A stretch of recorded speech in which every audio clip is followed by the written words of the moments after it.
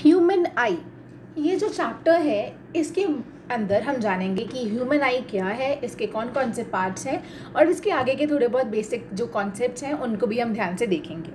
First of all, the human I, it's a really unique as well as a sensitive organ and its functioning is really complex। पर अगर तुम ध्यान से सुनोगे तो तुम लोग जितनी भी चीज़ें मैं इस वीडियो के अंदर समझाऊंगी तुम लोग इन सबको रिटेन भी कर पाओगे। So human I, it uses refraction of light and it enables us to see objects and the colors around us। Human आई एक प्रोसेस है जो कि है रिफ्रैक्शन। ह्यूमन आई इसी प्रोसेस को यूज़ करके हमारी हेल्प करता है जिससे कि हम लोग ऑब्जेक्ट्स को, आसपास का जो सामान है और जो रंग है, जो कलर्स हैं, उनको हम इजीली देख पाते हैं। Now what is refraction? The bending of light when it travels from one medium to the another is called refraction. अगर लाइट किसी भी एक मीडियम से दूसरे मीडियम के अंदर जा रही है तो वो हल्की सी वो बेंड हो जाती है और इसी प्रोसेस को कहा जाता है रिफ्रैक्शन ऑफ लाइट। इसके बारे में डिटेल में तुम लोगों ने फिज़िक्स के फर्स्ट चैप्टर लाइट के अंदर पढ़ा होगा। अगर नहीं पढ़ा है तो मैं उसको भी आगे की वीडियोस के अंदर मैं एक्सप्लेन करूँगी। नाउ अभी हम इसके पार्ट्स को देखने वाले हैं। First of all we have the cornea. It's a transparent spherical membrane which covers the front of an आई।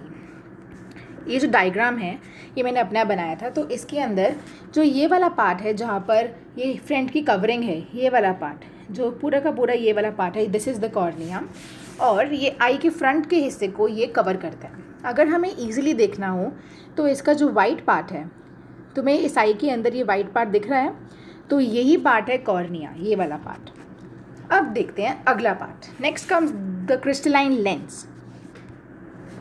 इसको आई लेंस भी कहते हैं। It's also known as the eye lens and it is the central part of an eye and it facilitates image formation. ये image formation के अंदर help करता है। जो लाइट चैप्टर था उसके अंदर हमने देखा था कि कुछ ये लेंस के रे डायग्राम्स थे, तो उसके अंदर क्या होता था कि जो रे थी लाइट की, वो लेंस के थ्रू वो पास करती थी और इसके बाद एक इमेज बनती थी। तो यही सेम चीज़ होती है ह्यूमन आई के अंदर। इसके अंदर जो लाइट की रेज हैं वो इस लेंस के थ्रू पास होते हैं और फिर एक इमेज बनती है। अगला है iris. It is a dark muscular structure between the cornea and the lens and it controls the size of the प्यूपिल। इसका जो लोकेशन है वो कॉर्निया और लेंस के बीच में है। आइरिस, यहाँ पर कॉर्निया और यहाँ पर लेंस, इसी के बीच में है आइरिस, और ये प्यूपिल के साइज़ को ये कंट्रोल करता है। अब प्यूपिल क्या है? अब तुम लोग सोच रहे होगे कि ये सब कुछ तो हमने क्लास 8 के अंदर भी पढ़ा था, अगर हल्का फुल्का याद आ रहा होगा तो, लेकिन we tend to forget the things which we do not revise regularly. तो so that's why I am going to मतलब एक ढंग से हम इस सब को रिवाइज ही कर रहे हैं, पर ये काफ़ी ईजी से कॉन्सेप्ट्स हैं तो ईजिली याद आ जाएंगे कि हमने ये सब कुछ पढ़ा था, पर फिर भी एक बार समझ लेते हैं। अब प्यूपिल क्या है? It is a small hole in the centre of an iris. ये आइरिस के बीचों बीच एक होल है, प्यूपिल, इसको बोलते हैं प्यूपिल। मैं इस डायग्राम के अंदर भी इसे शो कर रही हूँ। ये जो एक ब्लैक सा स्पॉट दिख रहा है ना, ये है प्यूपिल। अब अगर लाइट बहुत कम है तो फिर ये एक्सपैंड हो जाता है, मतलब कि ये अपना साइज़ ये बढ़ा लेता है, और इससे क्या होता है कि ज़्यादा से ज़्यादा लाइट आई के अंदर आ पाती है और उसकी वजह से हमें देखने के अंदर कोई भी प्रॉब्लम नहीं होती है। और जब लाइट बहुत ज़्यादा ब्राइट हो जाए, मतलब कि अगर कुछ ज़्यादा ही लाइट आ रही है तो ये छोटा हो जाता है, उसकी वजह से ज़्यादा लाइट अंदर नहीं आ पाती है, क्योंकि अगर ज़्यादा लाइट आ गई तो आई के अंदर कुछ इंजरी हो सकती है या फिर आई ये डैमेज हो सकती है। सो दैट्स वाई प्यूपिल ही अपना साइज़ ये अपना साइज़ ये कम करता है और बढ़ाता है, और इस सब को जो फैसिलिटेट करता है वो है आइरिस। अब आता है सिलियरी मसल्स। ये इस लेंस को अपनी ही जो जगह है उस पर ये स्टेबल रखते हैं and they help in modifying the curvature of the lens. ये कर्वेचर जो टर्म है, इसका मतलब है कि कोई चीज़ ये कितनी कर्व्ड है, कोई चीज़ कितनी कर्व्ड है, वो है उस चीज़ का ये कर्वेचर।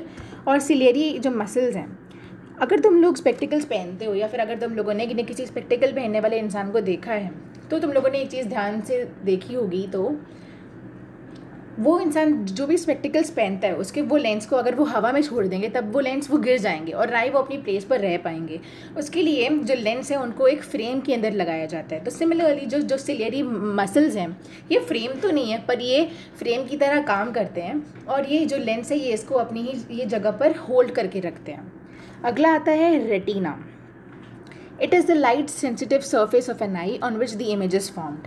जो रेटिना है ये लाइट सेंसिटिव सरफेस है आई का, और इसी के ऊपर इमेज बनती है। अब इमेज कहाँ बनती है? इमेज एक स्क्रीन पर बनती है। तो जो ये रेटिना है ये ह्यूमन आई के लिए एक स्क्रीन का काम करता है और इसी के ऊपर इमेज बनती है। अब जो भी लाइट रेज ये लेंस ने बनाई है, मतलब कि अब लाइट रेज ये लेंस के थ्रू पास करेंगी, फिर लेंस इनको आगे पहुंचाता है। उसके बाद जो इमेज होती है वो रेटिना पर ही बनती है, और ये इम्पल्सेस मतलब कि जो सिग्नल्स होते हैं ये लाइट के सिग्नल्स को ब्रेन में भेजता है ऑप्टिक नर्व नामक एक नर्व के द्वारा। Now what is the optic nerve? ये विजुअल इन्फॉर्मेशन को ट्रांसमिट करने वाला एक मीडियम है। विजुअल इन्फॉर्मेशन मतलब कि जो लाइट रेज थी, जो इमेज के बारे में जो है, ये उसी इन्फॉर्मेशन को रेटिना से ब्रेन में पहुंचाता है। ऑप्टिक मतलब कि आई से रिलेटेड कुछ भी, और nerve means anything related to the brain. तो ये ब्रेन से कनेक्टेड होता है और ये आई की इन्फॉर्मेशन को ब्रेन तक पहुंचाता है। अब आता है sclera. Sclera is an outer coat which protects the eye, it makes the sclerotic layer. यहाँ पर ध्यान से देखो, आगे का जो ये कवरिंग है आई का, it is called the cornea, और बैक साइड में एक हल्की सी थिकर कवरिंग होती है, वो है स्क्लेरा। क्लास 9 के अंदर हमने देखा था कि कुछ अलग अलग तरह के प्लांट के ये टिश्यूज़ होते हैं, तो उसके अंदर था स्क्लेरेनकाइमा। स्क्लेरेनकाइमा का काम था कि वो प्लांट को ये मैकेनिकल सपोर्ट देता है और ये प्लांट की रक्षा करता है, यानी कि it protects the plant. Similarly I के अंदर भी जो स्क्लेरा है वो आई को प्रोटेक्ट करता है किसी भी ये इंजरीज वगैरह से। अब आता है ब्लाइंड स्पॉट। ये वो जगह है जहाँ से ऑप्टिक नर्व आई को छोड़ देती है। It is the point at which the optic nerve leaves the eye. यहाँ पर ये है ब्लाइंड स्पॉट, यहीं पर ऑप्टिक नर्व आई को छोड़ देती है और फिर वो प्रोट्रूड होके फिर वो ब्रेन तक पहुँचती है। Next comes the aqueous humour. ये कॉर्निया के पीछे होता है और ये इंट्रा ऑक्यूलर प्रेशर को ये मेंटेन करता है। इंट्रा ऑक्यूलर प्रेशर के बारे में हम वीडियो के एंड में हम समझेंगे। पहले खाली इतना समझ लेते हैं कि इसकी लोकेशन क्या है। ये कॉर्निया के पीछे होता है। अब है विट्रस ह्यूमर। आई लेंस और रेटिना के बीच का जो स्पेस है ये एक लिक्विड से ये घिरा हुआ है और इसी लिक्विड का नाम है विट्रस ह्यूमर। ह्यूमर मतलब कि लिक्विड, तो मतलब कि एक्वियस ह्यूमर भी एक लिक्विड है and the vitreous humour is also a liquid. यहाँ पर ये रेटिना है, यहाँ पर ये जो शेडेड पोर्शन है दिस इज़ द रेटिना, और आगे है आइलेंस और कॉर्निया वगैरह। तो इन्हीं के बीच का, आइलेंस और रेटिना के बीच का जो एरिया है ये है विट्रस ह्यूमर। अब है ये कोरॉइड क्या है? It is a dark pigmental layer just after the sclera on the eye. It prevents any internal infection. अब ये कोरॉइड को याद करने का तरीका है कि मतलब कि जैसे तो हम समझ सकते हैं कि जो चोर होते हैं, चोर मतलब कि इन्वेडर्स या फिर जो एंटीजेंस होते हैं, तो फिर एंटीजेंस इन्फेक्शन फैलाते हैं। तो सिमिलरली जो कोरॉइड है वो चोरों से बचाता है। चोर यानी कि जर्म्स या फिर जो एंटीजेंस हैं। So it prevents the internal infection. जो ये डायग्राम है इसके अंदर सबसे ऊपर है स्क्लेरा, उसके बाद है रेटिना, इसी के बीच का जो गैप है ये है कोरॉइड। अब देखते हैं अगला चीज़ कि रॉड्स और कोन्स क्या होते हैं। इनके बारे में भी हमने क्लास 8 के अंदर पढ़ा था कि रॉड्स एंड कोन्स क्या होते हैं। तो जो रेटिना है उसके अंदर बहुत सारे सेल्स हैं। ऑब्वियसली हर एक जो भी ये टिश्यूज़ होते हैं all these are made up of cells. So जो ये रेटिना है इसके अंदर भी बहुत सारे ये लाइट सेंसिटिव सेल्स होते हैं। Now what is the retina? It is the light sensitive surface, that's why the cells in it are also light sensitive. इन्हीं सेल्स का नाम है रॉड्स एंड कोन्स। अब जो रॉड शेप्ड सेल्स हैं, rods and cones क्यों कहा गया है? क्योंकि इनकी शेप ऐसी है। इसमें दो तरह के सेल होते हैं। एक की शेप होती है रॉड की तरह, मतलब कि सीधे सीधे सेल, और एक की शेप होती है कोन की तरह। जो रॉड शेप्ड सेल्स होते हैं वो खाली इंटेंसिटी ऑफ लाइट को रिस्पॉन्ड करते हैं। इस चीज़ को याद करने का तरीका है, मतलब कि अगर आप कोई रॉड लेके अगर आप किसी को मारते हो तो आप देखते हो ना कि इसने मुझे ज़ोर से मारा, इसने मुझे धीरे मारा, या मैं इसको ज़ोर से मार रहा हूँ। सो रॉड यानी कि इंटेंसिटी, मतलब कि कितनी स्ट्रॉन्ग है लाइट या कितनी वीक है, या फिर ये लाइट की वेवलेंथ कितनी ज़्यादा है कितनी कम है। तो जो रॉड शेप्ड सेल्स हैं वो इंटेंसिटी ऑफ लाइट के ऊपर वो ज़्यादा ध्यान देते हैं। ज़्यादा क्या मतलब कि वो उसी पे ध्यान देते हैं। और जो कोन शेप्ड सेल्स हैं वो ऑब्जेक्ट के रंग पर ध्यान देते हैं। इसको याद करने का मेथड बहुत ही ईजी है कि जैसे कि जो आइसक्रीम के जो कोन्स होते हैं इनके अंदर भी अलग अलग रंग की आइसक्रीम्स होती हैं, राइट?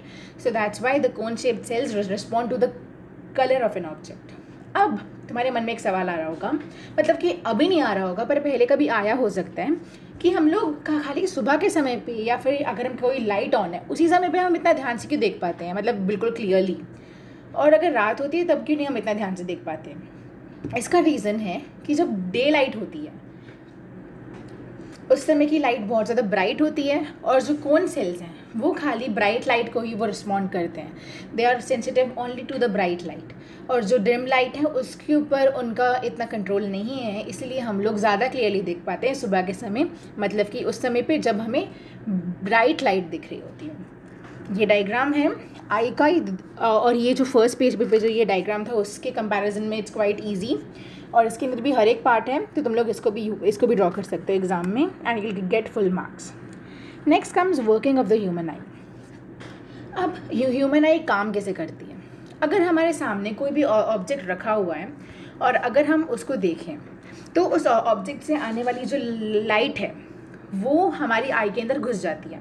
अब तुम लोग सोच रहे होगे कि अगर तुम्हारे सामने एक ये पेन रखा हुआ है तो तुम्हें वो कैसे दिख रहा है? देखो, अब ये ऑब्जेक्ट्स भी दो तरह के होते हैं। थोड़े बहुत ऑब्जेक्ट्स अपने आप की लाइट को छोड़ते हैं, यानी कि they have their own light, they emit their own light, and the remaining objects reflect light. तो तुम्हारे सामने का जो ऑब्जेक्ट है उसने ये लाइट को रिफ्लेक्ट किया, तो एक ढंग से वो लाइट अब वो उससे बाहर आ रही है। तो अगर तुम्हारे सामने if we look at an object in front of our eye, then the light from the object enters our eye through the cornea. Cornea है आउटर मोस्ट लेयर, तो उसके थ्रू जो उस ऑब्जेक्ट से आने वाली लाइट है वो हमारी आई के अंदर एंटर कर जाती है। उसके बाद फिर वो प्यूपिल के थ्रू पास करती है, ऑब्वियसली, क्योंकि हमने देखा था कि जो प्यूपिल है वो होल है और वो ही खुद को एक्सपैंड करता है कि जब लाइट बहुत ज़्यादा कम आ रही है तो वो खुद को एक्सपैंड कर लेता है, जब लाइट ज़्यादा आ रही है तब वो खुद को कॉन्ट्रैक्ट कर लेता है। तो यानी कि पहले वो कॉर्निया में आती है लाइट, फिर वो प्यूपिल के थ्रू पास करती है, फिर वो आती है सीधा आई के लेंस के ऊपर। अब जो आई लेंस है it is the convex lens, इसलिए जो ये लेंस है ये एक रियल और इन्वर्टेड इमेज फॉर्म करता है। और वो भी कहाँ पे करता है? ये रेटिना के ऊपर करता है, क्योंकि मैंने कहा था कि जो रेटिना है वो एक स्क्रीन की तरह एक्ट करता है। अब अगर तुम लोगों ने ये लाइट के चैप्टर के अंदर एक चीज़ पे ध्यान दिया हो तो जो क्वालिटीज़ ये कॉन्केव मिरर की थी वो एक क्वालिटीज़ कॉन्वेक्स लेंस की थी। एग्जैक्टली सेम क्वालिटीज़ नहीं थी, बट हाँ पर सॉर्ट ऑफ उन दोनों की क्वालिटीज़ सेम थी। तो जो कॉन्वेक्स लेंस है वो एक रियल और इन्वर्टेड इमेज फॉर्म करता है ऑब्जेक्ट की, क्योंकि जो कॉन्केव मिरर था, अगर तुम इसको कॉन्केव मिरर से हल्का सा रिलेट करोगे तो जो कॉन्केव मिरर है उसका खाली एक ही केस है जिसके अंदर वो इरेक्ट और वर्चुअल इमेज फॉर्म करता है, वरना तो जो कॉन्वेक्स लेंस है वो एक रियल और इन्वर्टेड इमेज उसने फॉर्म की। और जो रेटिना है, जैसे ही वो रियल और इन्वर्टेड इमेज रेटिना के ऊपर पड़ी, रेटिना के अंदर के जो सेल्स थे जो कि थे रॉड्स एंड कोन्स, इन दोनों ने मिलकर इन लाइट सिग्नल्स को, जो लाइट सिग्नल्स क्या है? Light signals are the image, जो इमेज थी इन्होंने उसको इलेक्ट्रिकल सिग्नल्स के अंदर कन्वर्ट कर दिया। अब जब वो इलेक्ट्रिकल सिग्नल्स के अंदर कन्वर्ट हो गए तो फिर ये ब्रेन के अंदर पहुँचे। अब ब्रेन के अंदर पहुँचाने वाला मीडियम क्या था? Optic nerve. तो फिर ये सिग्नल्स ऑप्टिक नर्व के थ्रू गए, फिर ये ब्रेन में पहुंच गए। फिर ब्रेन में पहुंचने के बाद ब्रेन ने इन सिग्नल्स को रिसीव किया और उसके बाद उसने इनको समझा कि ये क्या है, इंटरप्रेट किया, और उसके बाद हमें ऑब्जेक्ट दिखाई दे गया, जैसा कि इस फिगर के अंदर तुम लोग देख सकते हो।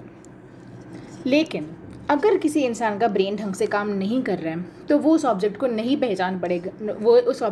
पहचान पाएगा, भले उसकी आइज़ कितनी भी हेल्दी क्यों ना हो। यानी कि आपके सामने की चीज़ को देखने के लिए आपके ब्रेन का हेल्दी होना बहुत ज़रूरी है। भले आपकी आइज़ हेल्दी हो या कुछ भी प्रॉब्लम है, ब्रेन अगर हेल्दी नहीं होगा तो फिर आप उस ऑब्जेक्ट को नहीं पहचान पाओगे। ब्रेन तक सिग्नल्स तो पहुंच जाएंगे पर आप उसको रिकॉग्नाइज नहीं कर पाओगे। अब है एकोमोडेशन। ये है ह्यूमन आई की एक क्षमता जिसकी वजह से वो फोकल लेंथ को एडजस्ट कर सकते हैं, जिससे कि एक बहुत शार्प और क्लियर इमेज ऑब्जेक्ट की तैयार हो। अलग अलग जो पोजीशंस है आई से, अगर वो ऑब्जेक्ट आई के पास है तब भी क्लियर इमेज तैयार हो, उस समय आई को अपनी फोकल लेंथ को चेंज करना पड़ेगा। अगर ऑब्जेक्ट दूर है तब भी उसको अपनी फोकल लेंथ को मॉडिफाई करना पड़ेगा। तो यही जो क्षमता है, this is called accommodation. So it is in simple words, it is the process of adjusting the focal length of eye lens by the ciliary muscles so that an image is formed on the retina. जिससे कि image easily ये retina पर बन जाए एक sharp image, इसके लिए focal length के एडजस्टमेंट को कहा जाता है एकोमोडेशन. अब ये पावर ऑफ एकोमोडेशन क्या है? It is the maximum variation in power of eye lens for focusing near और far objects clearly at the retina. मतलब कि ये मैक्सिमम वेरिएशन है, मतलब कि जो पावर ऑफ लेंस है हमारी आई की, जो एक लेंस है which is a convex lens, इसकी जो एकोमोडेशन की क्षमता है कि ये इतनी रेंज से लेकर इतनी रेंज तक ये अपनी फोकल लेंथ को ये चेंज कर सकता है, इसी को कहा गया है पावर ऑफ एकोमोडेशन. मतलब कि वेरिएशन है पावर ऑफ आई लेंस का. अब फार पॉइंट क्या है? It is the farthest point of an object from an eye so that the sharp image of the object is formed on the retina without any strain. मतलब कि आई से सबसे ज़्यादा दूरी जहाँ पर आप किसी भी ऑब्जेक्ट को क्लियरली आप देख पाओ. सिंपल वर्ड्स के अंदर ये है कि ये एक ऑब्जेक्ट की दूरी है आई से, और ये दूरी ऐसी है जहाँ से एक आई एक बहुत ही क्लियर इमेज को रेटिना पर फॉर्म कर सकता है, और वो भी स्ट्रेन के बिना. और नॉर्मल आई के लिए ये रेंज है, नॉर्मल आई का फार पॉइंट है इन्फिनिटी. मतलब कि इमेज कितनी भी दूर, मतलब कि ऑब्जेक्ट कितनी भी दूर क्यों ना हो, उसकी इमेज हम क्लियरली हम देख पाएंगे, एक नॉर्मल आई देख पाएगा. अगर किसी को भी ये ब्लरी वगैरह दिखता है तो फिर मतलब कि उसकी आई के अंदर कुछ प्रॉब्लम है, उसको भी हम लोग इसी बेस पर देखने वाले हैं. Next comes the near point. Near point is the minimum distance eight which an object can be seen clearly without any strain. मतलब कि अगर आप एक काम करो, अपने सामने एक पेज पे कुछ लिख लो और उसके बाद उस पेज को अपनी आई के बिल्कुल पास ले आओ. क्या तुम लोग उसको क्लियरली देख पाओगे? नहीं देख पाओगे. उसको हल्का सा दूर दूर लेके जाओ, फिर एक ऐसी दूरी आएगी जहाँ पर तुम लोग उस चीज़ को बिल्कुल क्लियरली देख पाओगे. वो दूरी है 25 सेंटीमीटर्स. एक नॉर्मल आई के लिए वो दूरी है 25 सेंटीमीटर्स. और अगर तुम लोग इससे इतनी दूरी पर नहीं देख पा रहे हो, मतलब कि तुम्हारी आई के अंदर कुछ प्रॉब्लम है, उसको भी हम लोग इसी बेस पर देखने वाले हैं. सो नियर पॉइंट और फार पॉइंट का जो कॉन्सेप्ट है क्या वो क्लियर हो गया? अगर कुछ भी प्रॉब्लम है तो तुम लोग पूछ सकते हो. Next comes the range of vision. The human eye can see objects place from 25 centimetres to infinity. ये इसी पर बेस्ड है, इन दोनों ऊपर की इन टर्म्स पर कि रेंज क्या है. आगे के 25 सेंटीमीटर से लेकर कितनी भी दूर तक आप देख सकते हो क्लियरली. मतलब कि आपके आगे अगर कोई चीज़ 25 सेंटीमीटर पर है, वहाँ से लेकर वो ऑब्जेक्ट कितनी भी दूर क्यों ना हो, आप उसको क्लियरली देख सकते हो. Next comes persistence of a vision. अपने सामने कोई भी एक सामान रख लो, अगर कोई ये पेन रखना है तो वो रख सकते हो. उसके बाद उसको 2 सेकंड के लिए देखो, फिर अपनी आंखों को बंद कर लो. अब तुम्हारी आंखों के अंदर उस चीज़ की जो इमेज थी, मतलब कि वो चीज़ तुमको बहुत ही कम टाइम के लिए ही सही, पर तुम्हें वो चीज़ वो दिखाई देती है. तो यही है परसिस्टेंस ऑफ विजन. ये वो समय है जब तक किसी भी ऑब्जेक्ट का जो इम्प्रेशन है या फिर ये सेंसेशन है, मतलब वो ऑब्जेक्ट आपको कितनी देर तक वो दिखाई देता है आंखों के अंदर, वो है परसिस्टेंस ऑफ विजन. और इसके जो ये टाइम लिमिट है, this is 1/16 of a second. मतलब कि एक सेकेंड से भी बहुत ही कम समय तक उस ऑब्जेक्ट की इमेज आपके मन के अंदर रहती है. आपकी आई के अंदर रहती है. So it is the duration. ये वो समय है जब तक किसी भी ऑब्जेक्ट की इमेज आपकी आंखों के अंदर वो परसिस्ट करती है. अब आता है ये डिफेक्ट्स ऑफ विजन. अब पहला है मायोपिया. जो ये वाली प्रॉब्लम है, इसकी वजह से एक इंसान अपने सामने वाली चीज़ों को, मतलब उसके जो पास चीज़ें हैं उनको तो वो क्लियरली वो देख सकते हैं, पर उसको दूर की चीज़ें उसको क्लियरली नहीं दिखाई देती है. तुम लोग अगर स्पेक्टिकल्स पहनते होगे तो तुम लोग मतलब कि जो लोग स्पेक्टिकल्स पहनते हैं उनको 2 तरह की प्रॉब्लम्स हो सकती हैं बेसिकली. पहला कि उनको पास की चीज़ें क्लियरली दिखती हैं, मतलब कि अप टू 25 सेंटीमीटर्स वो बिल्कुल क्लियरली वो देख सकते हैं, बट उससे दूर जाते जाते उनको क्लियरली नहीं दिखाई देता है. तो इस वाले जो डिफेक्ट है इसको बोलते हैं मायोपिया. इसको नियर साइटेडनेस भी बोलते हैं. और इसके ये 3 ये डायग्राम्स हैं, इनको मैं सिखाऊंगी एक न्यू वीडियो के अंदर. उसके अंदर मैं बहुत ही ईजिली इन तीनों जो ये डायग्राम्स हैं इनको भी मैं समझा दूंगी कि इनको कैसे ड्रॉ करना है, क्योंकि दिखने में हल्की सी कॉम्प्लिकेटेड लग रही हैं बट ये बहुत ही ईजी है बनाना. तो इनको भी हम लोग देखेंगे आगे की वीडियो के अंदर। पर एक बार समझ लेते हैं कि इसको ठीक कैसे करते हैं। अगर आप लोगों को पास का सामान अगर आपको अपने आंखों के पास की चीज़ें क्लियरली दिख रही हैं पर आंखों के दूर की चीज़ें क्लियरली नहीं दिख रही हैं, मतलब आपको मायोपिया है और इसको ठीक करना काफ़ी ईजी है। इसके लिए आपको स्पेक्टिकल्स चाहिए होंगे ऑब्वियसली। उनका एक ढंग का वो राइट वाला एप्रोप्रिएट एक पावर होना चाहिए। कि बहुत से लोग बोलते हैं ना कि मेरा जो चश्मा है उसका जो नंबर है वो है 2.70, तो ये है उस लेंस की ये पावर है। और वो लेंस कैसा होना चाहिए, वो होना चाहिए कॉनकेव लेंस, उसकी वजह से उनको दूर की चीज़ें भी क्लियरली दिख पाएंगी।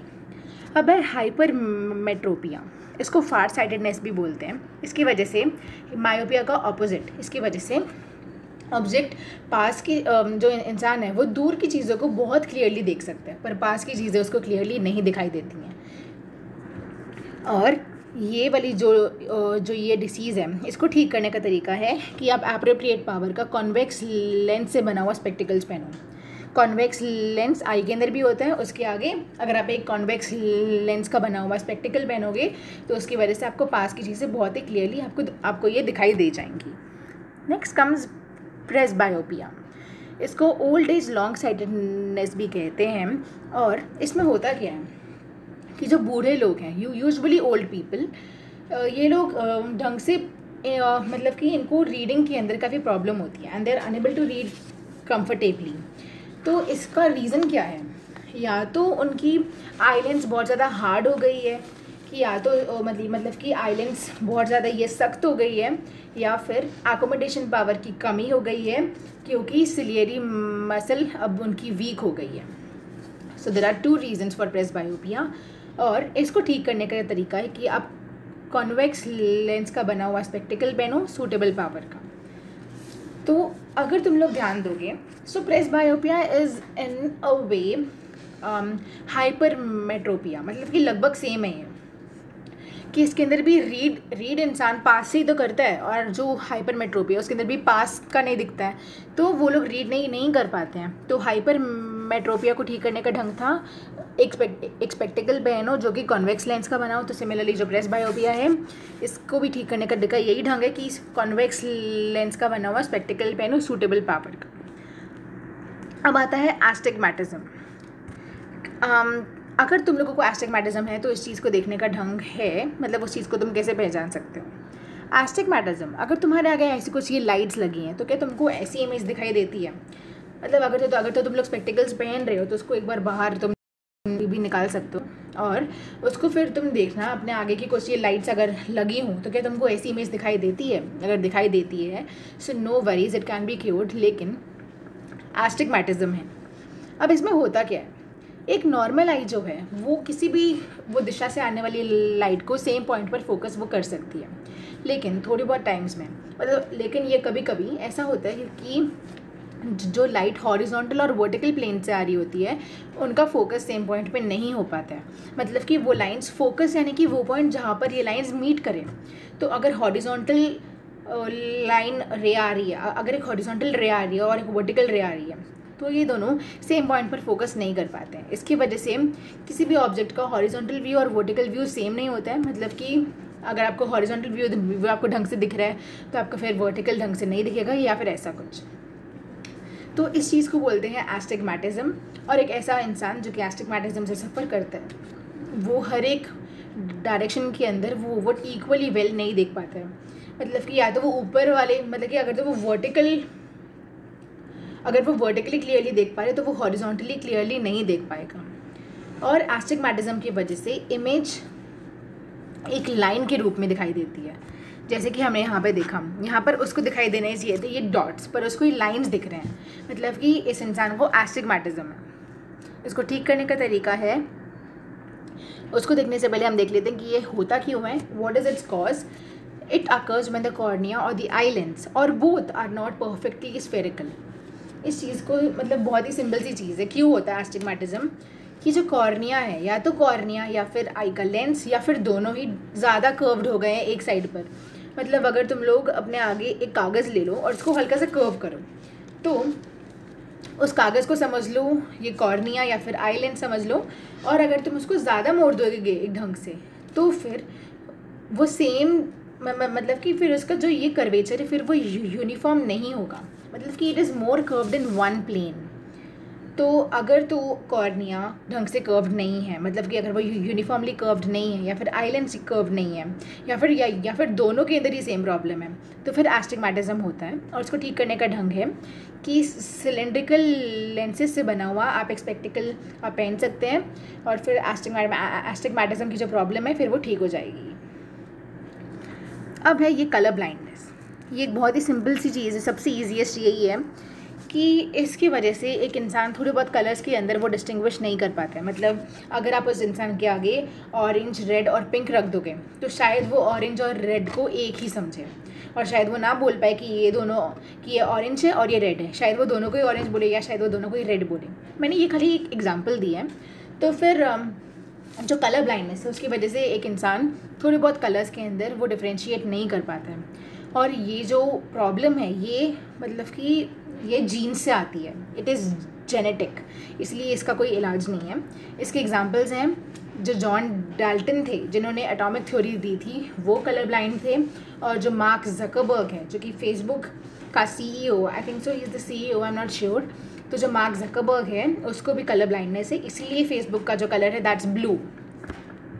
ये खाली एक एक्स्ट्रा इन्फॉर्मेशन थी ये, और ये चीज़ कोर्स की नहीं है, ये मार्क ज़करबर्ग वाली बात। Anyway, now comes a prism. A prism is a transparent refracting medium. ये ट्रांसपेरेंट होता है प्रिज्म, और ये रिफ्रैक्ट करता है। देखो इस चैप्टर को पढ़ने के लिए इसका जो बायोलॉजी का हिस्सा है वो बहुत कम है, और इसका ज़्यादातर हिस्सा फिज़िक्स का है। लेकिन बायोलॉजी और फिज़िक्स इसके अंदर बहुत ही ब्यूटीफुली ये कंबाइन हुआ है, और बहुत ईजी है ये चैप्टर। बहुत ही छोटा सा चैप्टर है, समझाने में मुझे समय लग रहा है, पर अगर तुम लोग उसको अपना भी ध्यान से पढ़ोगे तो बहुत ही ईजी चैप्टर है। तो जो लाइट है उससे ये रिलेटेड है चैप्टर, तो एक बार उसको ढंग से पढ़ लो अगर नहीं पढ़ा है तो उसके अंदर क्या है कि जो प्रिज्म होता था उसके अंदर से कोई लाइट रे पास करती थी, तो वो फिर वो बेंड होती थी, फिर वो बाहर निकलती थी एंड सो ऑन। तो यानी कि जो प्रिज्म है वो एक रिफ्रैक्टिंग मीडियम है। ऊपर से इसका रंग क्या था, it's transparent, that's why it is a transparent refracting medium. और ये दो प्लेन सर्फेसेस से बाउंड होता है जो कि एक दूसरे को इंक्लाइंड होते हैं किसी एक स्पेसिफिक एंगल पर। इस फिगर को देखो, यहाँ पर ADFC जो राइट साइड पर रिफ्रैक्टिंग सरफेस है, और ADEB जो लेफ्ट साइड पर रिफ्रैक्टिंग सरफेस है, ये दोनों एक दूसरे से जुड़े हुए हैं, और उनके बीच में एक एंगल है जो कि है एंगल A, जो कि है refracting angle. I mean not the refracting angle, इसको बोलते हैं प्रिज्म एंगल, और ये यूजुअली 45 डिग्री या फिर 60 डिग्री होता है। तो फिर ये है एक प्रिज्म के बारे में। अब इसके आगे की जो चीज़ें हैं उसको देखने के लिए तुम्हारे आगे एक प्रिज्म होना चाहिए, पर अगर नहीं है तो कोई बात नहीं, मैं वैसे भी एक वीडियो अब डालने वाली हूँ कि उसके अंदर मैं एक लाइफ साइज़ भी क्या, बहुत छोटा होता है वैर, खैर वो तो जो प्रिज्म है मैं उसके ढंग से सारे पार्ट्स को समझाऊंगी कि कौन सा पार्ट क्या है। फिर भी हम इस फिगर के अंदर देख लेते हैं, खाली इस फिगर को ध्यान से देखना। AD दिखाई दे रहा है, AD को कहा जाता है रिफ्रैक्टिंग एज।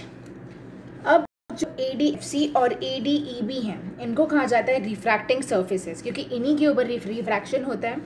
फिर है BEFC जो बेस है, this is called the base of the prism. Angle BAC या फिर इन शॉर्ट एंगल A जो है ये है angle of the prism, it's also called the prism angle. और जो लाइन ऑफ इंटरसेक्शन है, ये रिफ्रैक्टिंग एज तो मैंने बता दिया, ऊपर की जो लाइन है जहाँ पर ये दोनों मीट कर रहे हैं ये है रिफ्रैक्टिंग एज। और जो सामने का जो फेस है दैट इज़ ABC, जो सामने का एक ट्राइंगुलर फेस है, इसको कहा जाता है the principal section of the prism. तो फिर प्रिंसिपल सेक्शन जो है वो रिफ्रैक्टिंग एज के परपेंडिकुलर पे इंक्लाइंड है, I mean the refracting edge and the principal section are inclined to each other at an angle of 90 degree. तो ये था प्रिज्म के बारे में। अब देखते हैं कि लाइट रिफ्रैक्ट कैसे करती है ये प्रिज्म के थ्रू।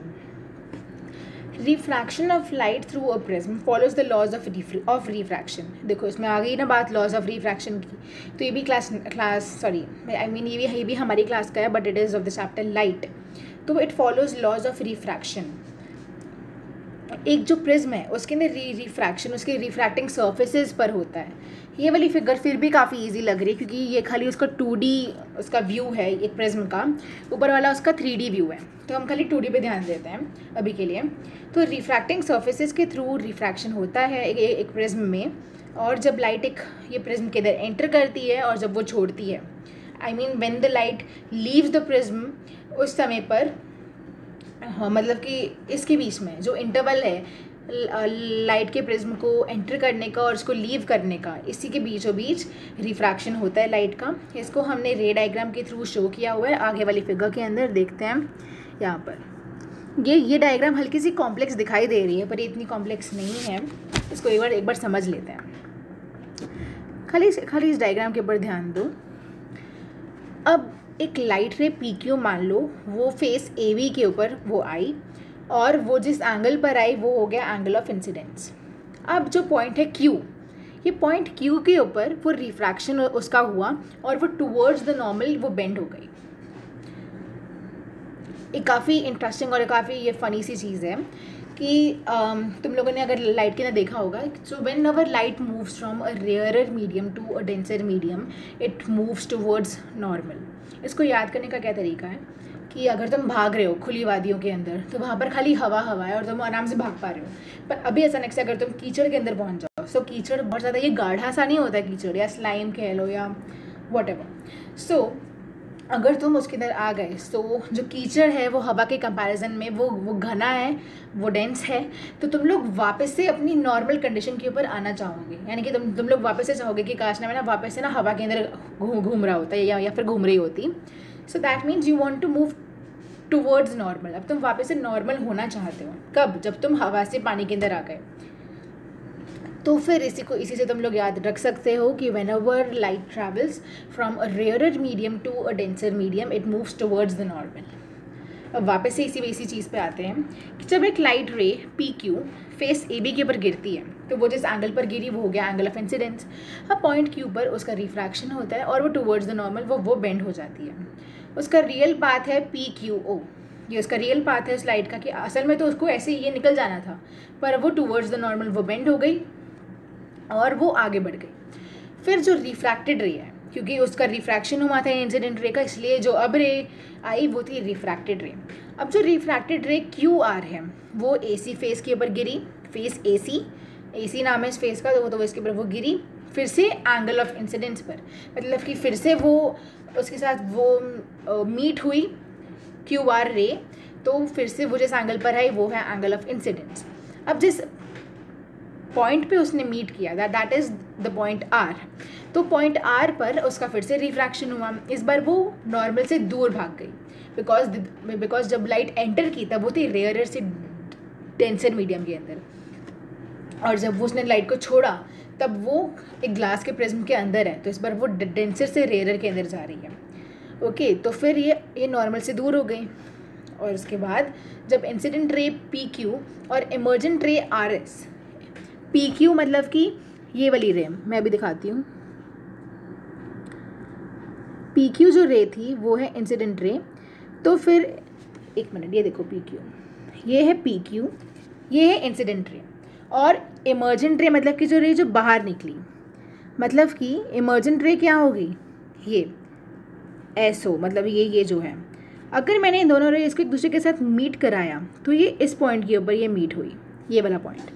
तो इसी वाले पॉइंट को अगर हम देखें तो यहाँ पर एक एंगल बन रहा है, इस एंगल को कहा गया है एंगल ऑफ डिविएशन, मतलब कि इंसिडेंट रे ये कितने एंगल से ये डिविएट हुई, मतलब कि अपने ये पाथ से कितने एंगल से ये हट गई, वो है angle of deviation.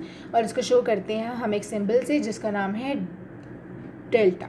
Now angle of deviation को अफेक्ट करने वाले फैक्टर्स कौन से हैं, इनको हमने लाइट के अंदर पढ़ा हुआ है, तो मैं इनको खाली एक ओवरलुक कर रही हूँ, तो देख लेते हैं इसको भी। Angle of deviation angle of incidence के ऊपर ये डिपेंड करता है। Angle of deviation is directly proportional to the angle of incidence, मतलब कि अगर एंगल ऑफ इंसिडेंस बढ़ेगा तो एंगल ऑफ डिविएशन भी बढ़ेगा, और अगर एंगल ऑफ इंसिडेंस घटेगा तो एंगल ऑफ डिविएशन भी घटेगा। अब हम देखते हैं अगला फैक्टर जो कि है angle of prism. Angle of जो प्रिज्म है ये इससे sorry, angle of deviation is directly proportional to the angle of prism. मतलब कि अगर एंगल ऑफ प्रिज्म बढ़ेगा, इस फिगर के अंदर जो एंगल BAC है, अगर ये बढ़ेगा तो एंगल ऑफ डेविएशन भी बढ़ेगा, और अगर ये घटेगा तो एंगल ऑफ डेविएशन भी कम होगा। फिर है refractive index of the prism material. वो प्रिज्म अब वो कांच का बना है या वो कौन से और ये सब्सटेंस का बना है, उस पर भी डिपेंड करता है कि अगर तो रिफ्रैक्टिव इंडेक्स ज़्यादा होगा तो एंगल ऑफ डेविएशन भी ज़्यादा होगा। अब तुम लोग जो सोच रहे होगे कि जो प्रिज्म है वो तो खाली ग्लास का ही बना होगा और प्लास्टिक का तो कुछ पता नहीं है कि बना है कि नहीं, पर जो ग्लास है वो भी दो तरह का होता है। पहला है फ्लिंट ग्लास और दूसरा है क्राउन ग्लास। फ्लिंट ग्लास का जो रिफ्रैक्टिव इंडेक्स है वो है 1.6 और क्राउन ग्लास का है 1.52। इसीलिए हम बोलेंगे कि refractive index of the prism material, ज़रूरी नहीं है कि वो ग्लास का ही बना हो, और अगर वो ग्लास का बना भी है तो वो कौन सी ग्लास का बना है इस पर भी वो डिपेंड करता है। अगला है ये कलर ऑफ लाइट। जो एंगल ऑफ डेविएशन है it is inversely proportional to the colour of light. अब तुम लोग सोच रहे होगे कि ये कलर ऑफ लाइट का कुछ समझ नहीं, मतलब क्या है ये। तो by colour I mean wavelength of light पर। अगर तो वेवलेंथ ऑफ लाइट ज़्यादा होगी तो एंगल ऑफ डेविएशन ये कम होगा। इस चीज़ को समझने के लिए अगले वाले पेज पर जाएंगे, पर उसके पहले हम लोग आगे के एक प्रोसेस पे आ जाते हैं। इधर dispersion of light, it is the process of splitting of white light into its 7 constituents. जो वाइट लाइट है, अगर तुम लोग क्या जानते हो कि वाइट लाइट 7 रंगों का बना हुआ है? Like obviously you must be knowing, but I am just asking. So white light का जब स्प्लिट होता है, वाइट लाइट अपने कॉन्स्टिट्यूएंट रंगों के अंदर जब वो स्प्लिट कर जाता है, इसी प्रोसेस को कहा गया है dispersion of light. Thank you.